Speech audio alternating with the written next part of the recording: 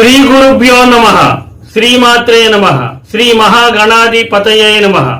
హిందూ సనాతన ధర్మం ప్రకారం మన భారతదేశంలో చాలా మంది ప్రజలు నిత్యం భగవంతునికి పూజ చేస్తూ ఉంటారు. ఇంకా చెప్పాలి అంటే భగవంతునికి దీపం వెలిగించని గృహంలో అస్సలు నివసించకూడదని శాస్త్రం చెబుతోంది. మానవ జన్మ ధర్మార్థ కామ మోక్షాలచే చతుర్విధ ఫలితాలను సిద్ధింపచేసుకునే ఒక మార్గం.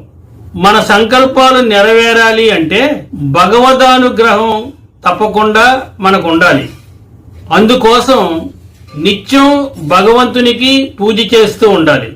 ఈ పూజ చేయడానికి విధి విధానాలు ఉన్నాయని శాస్త్రం చెబుతోంది. భక్తి అనేది ఒక సమర్పణ భావన. భక్తికి తొలిమెట్టుగా మనం పూజని భావించవచ్చు.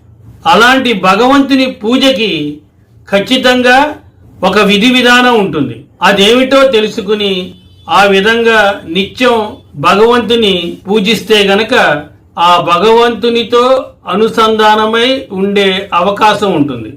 ఆత్మశుద్ధిని కలిగించేది ఆసనం. అనారోగ్యాలని దూరం చేసేది కూడా ఆసనమే. కొత్త సంకల్పాలను నెరవేర్చేది, నవసిద్ధులను సిద్ధింపచేసేది ఆసనం. నిలబడి భగవంతునికి ఎప్పుడూ పూజ చేయకూడదు. కూర్చుని మాత్రమే భగవంతునికి పూజ చేయాలి.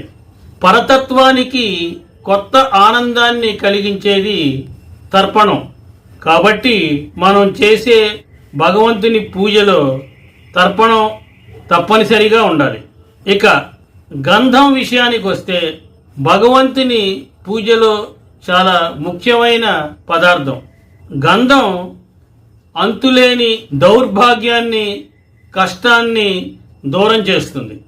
ధర్మ జ్ఞానాన్ని కూడా మనకి ప్రసాదిస్తుంది. కాబట్టి గంధాన్ని తప్పనిసరిగా పూజలో ఉపయోగించాలి. అక్షత అంటే పవిత్రమైనది అని అర్థం. అక్షత కష్టాలని పోగొడుతుంది. కాబట్టి భగవంతుని పూజలో అక్షింతలు కూడా ఉండాలి. పుష్పం పాపాలని పోగొట్టి పుణ్యాన్ని ప్రసాదిస్తుంది. కాబట్టి పుష్పం లేని పూజ పూర్తి కాదని తెలుసుకోవాలి. భగవంతుడికి కనీసం ఒక్క పువ్వునైనా సమర్పించాలి. ఇక ధూపం విషయానికి వస్తే ధూపం దుర్వాసనను పోగొట్టి ఒక చక్కటి పవిత్ర వాతావరణాన్ని సృష్టిస్తుంది. కాబట్టి ధూపాన్ని కూడా ఆ భగవంతుని పూజలో ఉంచేటట్లుగా చూసుకోవాలి. పాదాలు శుభ్రం చేసుకోవడానికి ఇచ్చే జలాన్ని పాదోపాద్యం అంటారు. ఇక దీపం అజ్ఞాన అంధకారాన్ని తొలగించి జ్ఞానాన్ని ప్రసాదిస్తుంది. మనం ఏం చేసినా చెయ్యకపోయినా భగవంతుడి ముందు ఒక దీపాన్ని వెలిగించి దేవుడా నువ్వే నాకు దిక్కు అని మొక్కుకుంటే గనక తప్పకుండా ఆ భగవదానుగ్రహం మనకి లభిస్తుంది. స్వస్తి శుభమస్తు.